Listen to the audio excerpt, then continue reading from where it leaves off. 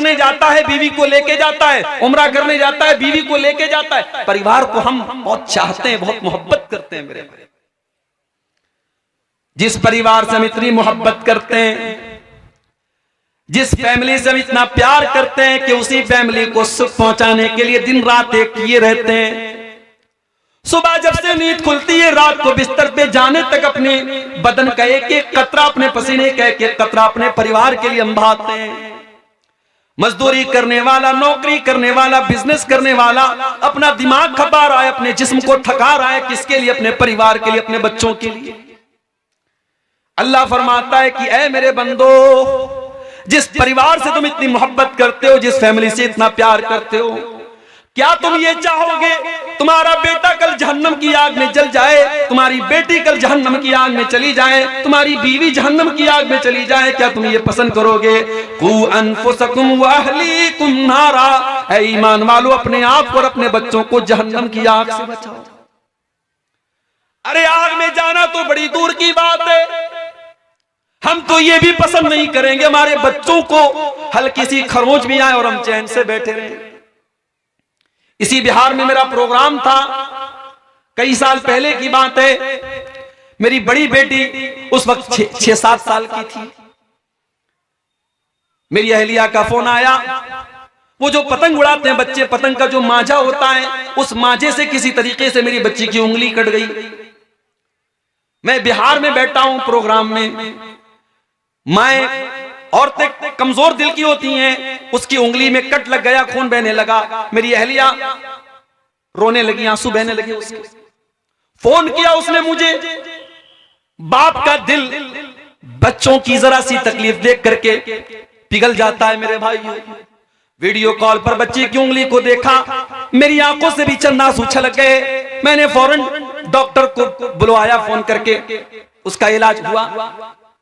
इतनी मोहब्बत करते हैं अपने परिवार से, हल्की सी खरोंच आ जाए हम नहीं पसंद करते अपने बच्चों को। अल्लाह ताला उसी मोहब्बत को याद दिला रहा है कि ऐ ईमान वालों, जिस परिवार से तुम इतनी मोहब्बत करते हो, जिसके लिए इतनी मेहनत करते हो, कल जहन्नम की आग में तुम्हारा बेटा जलने लगेगा, तुम्हारी बेटी जलने लगेगी, तुम्हारी बीवी जलने लगेगी। क्या तुम ये पसंद करोगे? कू अनफुसकुम व अहलीकुम नारा, ऐ ईमान वालों, उस जहन्नम की आग से अपने आप को बचा लो और अपनी फैमिली को बचा लो।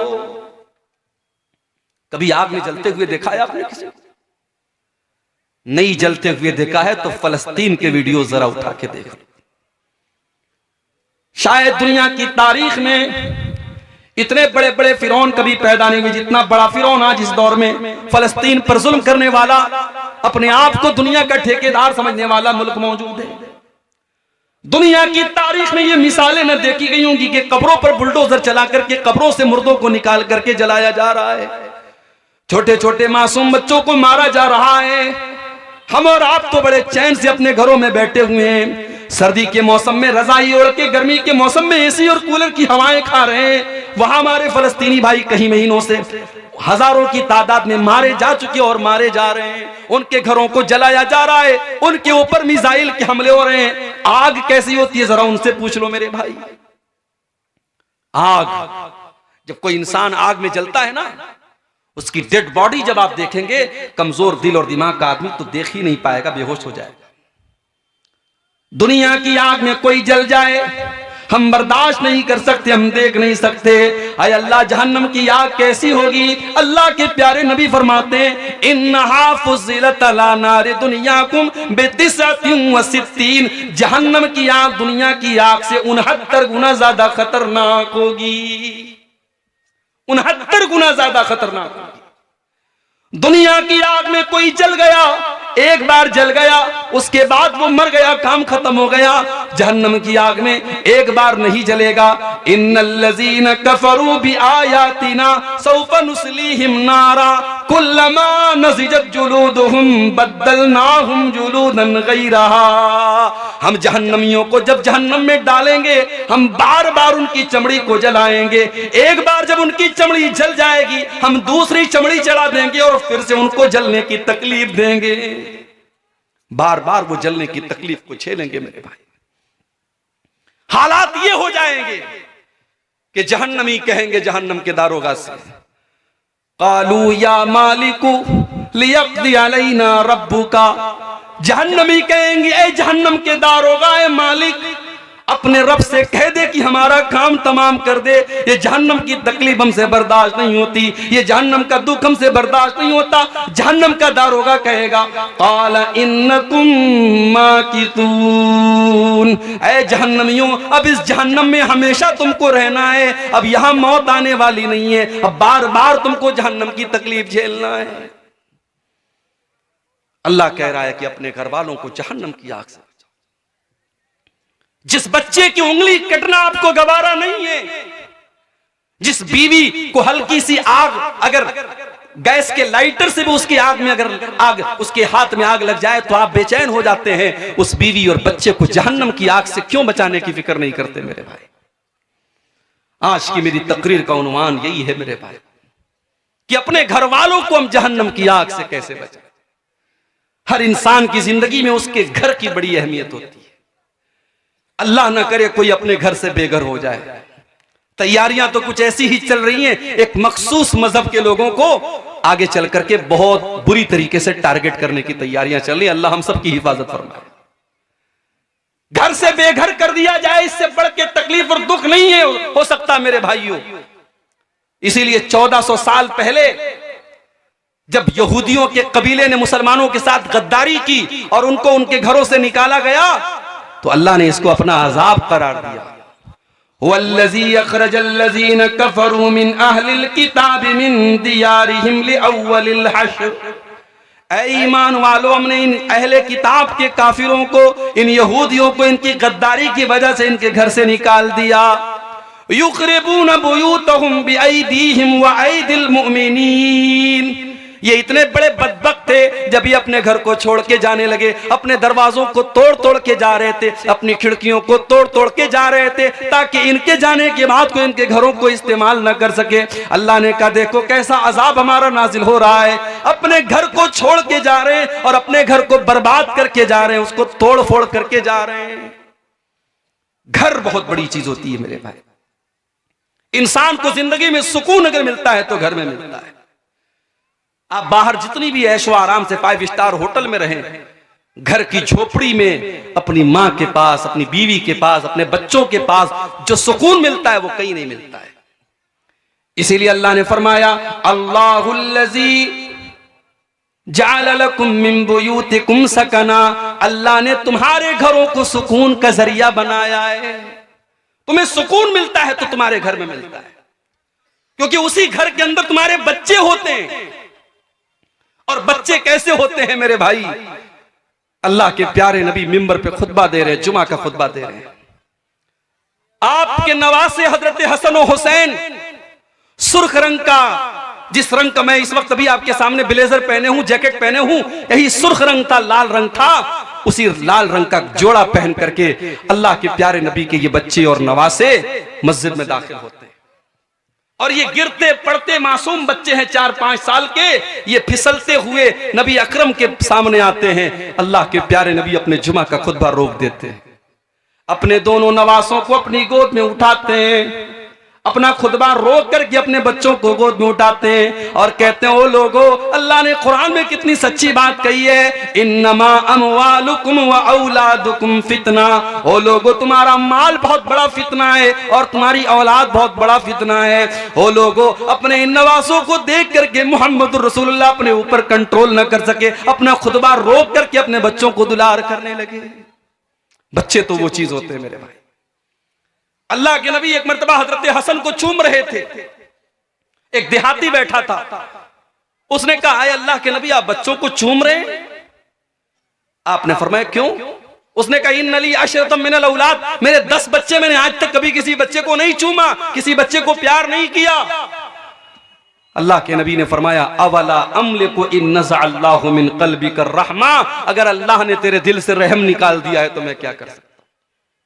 बच्चों से प्यार करना, बच्चों को चूमना, बच्चों को गोद लेना, बच्चों को खिलाना, ये मेरे नबी की सीरत है मेरे भाई। बाज लोग क्या होते हैं, घर में बड़े खूंखार टाइप के होते हैं, मुस्कुरा दे तो ऐसा लगता है कि बहुत बड़ा एहसान कर दिया उन्होंने, मुस्कुरा दिया उन्होंने। एकदम खड़ूस बन करके घर में आते हैं और बड़े फख्र से कहते हैं साहब मेरे बच्चे तो मुझे देख के डर जाते हैं, मेरी बीवी मुझको देख के डर जाती है। ये कोई अच्छी बात नहीं है, आपकी बीवी आपको देख के डर जाती है। मेरे नबी की सीरत नहीं है। मेरे नबी की सीरत यह है कि बच्चे आपको देख करके खुश हो जाते थे, बीवी आपको देख करके खुश हो जाती थी। तो घर में सुकून मिलता है हमको। और घर के अंदर घरवाली है, और घरवाली का क्या कहना। अच्छा, हम ये बोलते रहते घरवाली, भाई घर तो हमारा है ना, बीवी का घर कैसे हो गया। कभी कभी शौहर लोग गुस्से में बीवी से क्या बोलते हैं, ज्यादा बोलेगी तेरे घर भेज दूंगा। बीवी के मायके को उसका घर कहा जाता है, और शौहर का जो घर होता है उसको बीवी की ससुराल कहा जाता है। आज से करेक्शन कर लो, इस गलती की इस्लाह कर लो। शादी के बाद औरत जिस घर में आई है वो उसका घर है, और ये कुरान कहता है कि वो उसका घर है। और हम लोग तो बगैर दलील के बात नहीं बोलते। दलील मैं दे देता हूं कुरान से। कुरान का 22वां पारा खोलो, बिल्कुल स्टार्टिंग में आपको यह आयत मिल जाएगी, वक़र्न फ़ी बुयूतिकुन्ना, ऐ नबी की बीवियों अपने घरों के अंदर रहा करो। घर तो नबी का था, कमरा तो नबी का बनाया हुआ था, मगर कुरान में अल्लाह ने अपने नबी की बीवियों से कहा अपने घरों में रहा करो। ये नहीं कहा अपने शौहर के घर में रहा करो। पता ये चला कि घर तो बीवी का होता है। औरतें खुश हो जाएं, घर तो तुम्हारा है, ये शौहर बेचारा किराएदार है। ये 24 घंटे में आप गौर करें, बीवी 24 घंटे में कभी कोई काम से चली गई, मार्केट चली गई, कोई किसी के यहां रिश्तेदारी में चली गई, वरना 24 घंटे में 20 घंटे 22 घंटे तो बीवी घर में रहती है। शौहर कितने घंटे रहता है भाई? शौहर रात में सोता है घर में, दिन में कारोबार के लिए, बिजनेस के लिए, नौकरी के लिए बाहर रहता है। उसका तो बहुत कम टाइम घर में होता है। इसलिए घर की असल मलका तो बीवी है। इसलिए औरत को घरवाली कहा जाता है, बिल्कुल सही कहा जाता है। इसीलिए अल्लाह के नबी औरत के बारे में ये फरमाते हैं कि जब तुमको अपने घर की इस्लाह करनी है, घर को बेहतर बनाना है, तो घर वाली अच्छी लाना। मुझसे पहले शायद कोई आलिम दीन तकरीर कर रहे थे औलाद के ऊपर। औलाद की तरबियत कैसे करनी चाहिए, औलाद को कैसे सुधारना चाहिए, इस पर तकरीर कर रहे थे। मैं थोड़ी बहुत बंगला मुझे भी आती है, अल्पो अल्पो बांग्ला हमें बुझते पारी, थोड़ी थोड़ी हम भी समझते हैं। तो इससे ऐसा महसूस हुआ कि औलाद की तरबियत पर वो बोल रहे हैं। मैं आपको बताऊं कि औलाद की तरबियत का ताल्लुक, अभी औलाद दुनिया में नहीं आई है, आपका रिश्ता तलाश किया जा रहा है, औलाद की तरबियत तो यहीं से शुरू हो जाती है। जब आपकी माँ आपके लिए रिश्ता तलाश करने जाए तो बोल दो अपनी माँ से कि माँ गरीब घर की बच्ची ले आना, थोड़ी शक्लो सूरत 19 हो ले आना, बहुत ऊंचा खानदान ना हो ले आना, मगर माँ दीनदार बीवी मेरे लिए लाना, नेक बीवी मेरे लिए लाना, क्योंकि मेरे बच्चों की माँ नेक होनी चाहिए। अल्लाह के नबी फरमाते हैं तुनकाहुल मरातु लिअरबईन, जब औरत का निकाह होता है तो 4 चीजें औरत के अंदर देखी जाती हैं। ले मालिहा, माल देखा जाता है। डुमरिया वाले क्या देखते हैं? बोलो भाई, हैं? अपाची देखते हैं? हाँ, अब ये सब भी चल रहा है भाई। अब तो शादी होती है, लड़कों से पूछा जाता है क्या मिला तुमको, 4 व्हीलर मिला कि 2 व्हीलर, जितना यानी लड़का जितना अच्छे पोस्ट पर है, अगर सरकारी नौकरी है तब तो क्या पूछना है, माशाल्लाह। तो रिश्ते तो चल के उसके घर आते हैं। और बेचारा अगर थोड़ा कम कमा रहा है तो कम उसको मिलेगा, लेकिन मिलेगा। बेटा पैदा होता है ना, माँ बाप खुश हो जाते, डॉलर आया है, डॉलर, इसको जब चाहे तब कैश कर सकते।